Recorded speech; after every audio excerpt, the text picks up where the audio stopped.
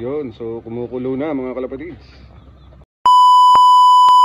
Yun, so good morning mga kalapatids. So ngayong araw nga ay maglalaga tayo ng mga herbal na na sistema sa ating pagkakalapate. O ginagawa talaga natin. So ginagawa to ng karamihan. Hindi lang tayo mga kalapatids na alam ko kayo rin. So gusto ko lang i-share yung ating ginagamit na tsaan nila mga kalapatids. No? So eto. So tsaa ko rin kasi kung mapapansin nyo maraming tubig yan. Dahil tsaa ko na rin. So titikman ko, first time ko magtitikim nito. Ang ginagamit ko lang dating bawang tsaka luyang dilaw lang, kaya may luyang dilaw tayo dyan. No? So ngayon, try natin yung may oregano tsaka malunggay. Iniisip ko palang naduduwal na ako. Pero kaya nga makalapate. Amo pa kaya nila. So yun, so huwag na natin patagalin. So ito, mayroon tayo dito isang mangkok. So kaunti lang dapat yung inaano ko. Pero dahil iinom tayo, yun, so ayaw pa. Kailangan ng posporo. Yun. So mamaya na lang mga kalapatids pag ibinigay na natin sa ating mga warriors. So lagayin ko lang muna. Yun, so kumukulo na mga kalapatids. So medyo bawas-bawasan lang natin ng tubig yan, no? Medyo patuyuin lang natin ng konti bago natin patayin yung apoy mga kalapatids. Bago natin ibigay sa mga warriors, pero syempre papalamigin muna natin. So bago yan, magpapatuka muna tayo mga kalapatids, no? Yun, so tara, samahan niyo ako. Yun, so ito yung gamit kong patuka mga kalapatids ngayon. Dahil need nating bawiin yung kanilang katawan. So mas maraming pellets ngayon mga kalapatids, no?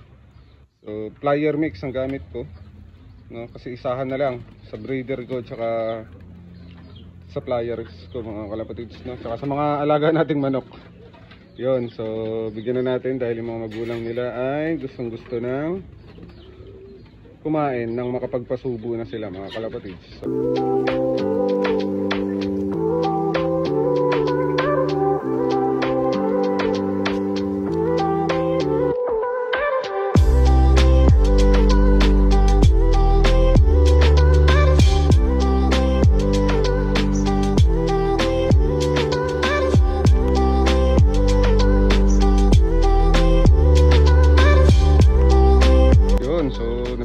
natin lahat mga kalapatids maliban sa pliers natin dahil nagro-ronda pa yung mga warriors natin mga kalapatids. Tapos yung iba nasa bubong, no?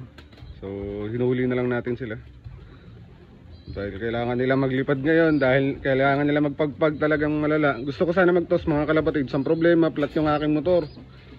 Tapos si Bumblebee mga kalapatids ay sira na naman, natanggal yung kanyang bolt, no, sa side wheel. So need pa natin maghanap ng mga kalapatids ng bolt. So yun, papasukin ko na rin yung mga pliers ko nang mapakain ko na rin mamaya mga kalapatids, no? So patapos na rin to. So okay na to. So okay na yan mga kalapatids. Papalamigin na lang bago ibigay sa mga warriors mga kalapatids, no? So kukuha na rin ako ng sakin, tapos yung matitira sa kanila mga kalapatids. Yun, so mamaya na lang mga kalapatids. Yun, so ito na yung finished product mga kalapatids, no? So may nilagyan lang natin ng tubig, tapos nilagay natin yung nilaga nating mga herbal mga kalapatids, no? So ipainom na natin sa mga warriors ko mga kalapatids. Let's go.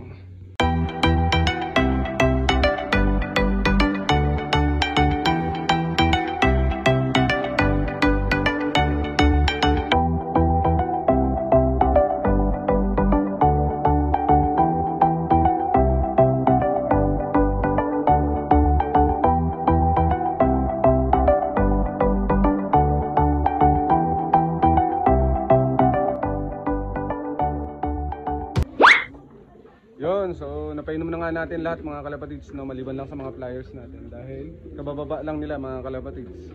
So syempre bibigyan natin yan, matik yan mga kalapatids, no? So thank you Lord dahil lumabas na yung haring araw mga kalapatids. So siguro makakatinda na ako bukas nito, so, no? So ayusin ko lang ngayong araw yung ating sasakyan, no? Si Bumblebee mga kalapatids, yung aking ginagamit sa negosyo mga kalapatids, no? Na sasakyan. Yun, so dito ko na tinatapos yung ating video mga kalapatids, no? At sa mga mahilig pala mag-jogging dyan mga kalapatids, no, may re-recommenda ako sa inyo na apps mga kalapatids na magkakapera ka, magja-jogging ka lang mga kalapatids, no? So kung gusto niyo malaman mga kalapatids, na sa comment section yung link mga kalapatids, no? So puntahan niyo lang, mag-register lang kayo mga kalapatids, wala kayong ilalabas na pera, no? So yun, so hanggang dito na lang mga kalapatids, maraming salamat, bye.